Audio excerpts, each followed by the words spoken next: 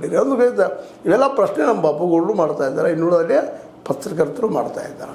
ಇವಾಗೆಲ್ಲ ಉತ್ತರ ಕೊಟ್ಟು ಸಾರ್ವಜನಿಕರಿಂದ ವಿಶ್ವಾಸ ಪಡ್ಕೊಂಡು ನೀವು ಮಾಡಿರಿ. 40% ಬಿಟ್ಟು 50% ಕೊಡಿ, ನಾವು ತೊಗೊಳಕ್ಕೆ ರೆಡಿ ಇದ್ದೀವಿ.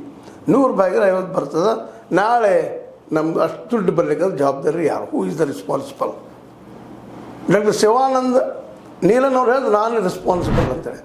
ಅದಕ್ಕೆ ಜನರಿಗೆ ನೀವು ರೆಸ್ಪಾನ್ಸಿಬಲ್ ಅಂದ್ರೆ ಆ ದುಡ್ಡನ್ನು ಯಾವ ರೀತಿಯಾಗಿ ನೀವು ಗಳಿಸ್ಕೊಡ್ತೀರಿ ಅನ್ನೋದನ್ನು, ಜೊತೆಗೆ ಆ ದುಡ್ಡು ಎಲ್ಲಿ ಸೇಫ್ ಇರ್ತೈತೆ ಅನ್ನೋದನ್ನು ಕ್ಲಿಯರೆನ್ಸ್ ಕೊಡಬೇಕಾಗಿದ್ದ ನಿಮ್ಮ ಆದ್ಯ ಕರ್ತವ್ಯ. ಅದು ಸಂವಿಧಾನಿಕವಾಗಿ ಬದ್ದಿದ್ದಂಥದ್ದು. ಇದನ್ನೆಲ್ಲ ತಿಳ್ಕೊಂಡು ಈ ನೆಲೆಗಟ್ಟಿನೆಲ್ಲ ಇವತ್ತು DC ಅವರಾಗಿರ್ಬೋದು, ಅವರ SP ಅವರಾಗಿರ್ಬೋದು, ಎಲ್ಲರೂ ಇವರನ್ನು ಡಾಕ್ಟರ್ ಶಿವಾನಂದ ನೀಲನ್ ಅವರನ್ನು ಎನ್ಕ್ವೈರಿ ಮಾಡಿ ಅವರು 25,000 ಜನ ತೊಗೊಂಡು, ಯಾಕಂದರೆ ಇದು ಅದು ನಮ್ಮ ಕಾರ್ಪೊರೇಷನ್ ಅದ, ಸ್ವಚ್ಛ ಮಾಡೋದು ತನದ ವಿಂಗಿಗಳಿದ್ದಾವೆ, ಎಲ್ಲ ಇದ್ದಾವಲ್ಲೇ. ಅವರೆಲ್ಲ ಮಾಡೋ ಮುಂದೆ ಇವರು ಸ್ವಚ್ಛ ಮಾಡ್ಕೊಂಡು ಹೇಳ್ತಾ ಇದ್ದಾರೆ. ಇದ್ರ ಮೂಲ ಉದ್ದೇಶ ಸ್ವಚ್ಛ ಮಾಡಲಿ ಅಂತ ಇಲ್ಲ.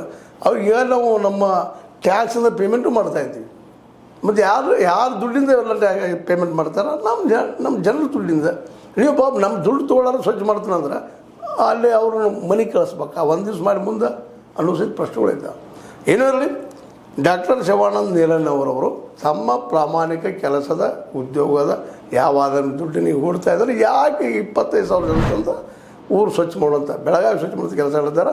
ಜೊತೆಗೆ ಸೇವಮ್ ಅಸೋಸಿಯೇಟ್ಸ್ ಯಾರು, ಯಾವ ಆಧಾರದ ಬಡ್ಡಿ ಕೊಡ್ತೀರಿ, ಹೆಂಗೆ ಕೊಡ್ತೀರಿ, ಶ್ಯೂರಿಟಿಯನ್ನು ಇವೆಲ್ಲರೂ ಜನರ ಮುಂದೆ ಹೇಳಿ ಅದನ್ನು ಕೇಳಬೇಕಾಗಿದ್ದು ಅಲ್ಲಿಯ ಸ್ಥಾನಿಕ ಸರ್ಕಾರ ಅಥವಾ DC ಅವರ ಕರ್ತವ್ಯನೂ ಹೌದು. ಅದನ್ನು ಬಿಡಿಸಿ ಹೇಳಬೇಕಾಗಿಲ್ಲ. ಯಾಕಂದ್ರೆ ಜನ ಮೋಸ ಹೋಗಬಾರ್ದು ಅನ್ನೋ ಅಷ್ಟೇ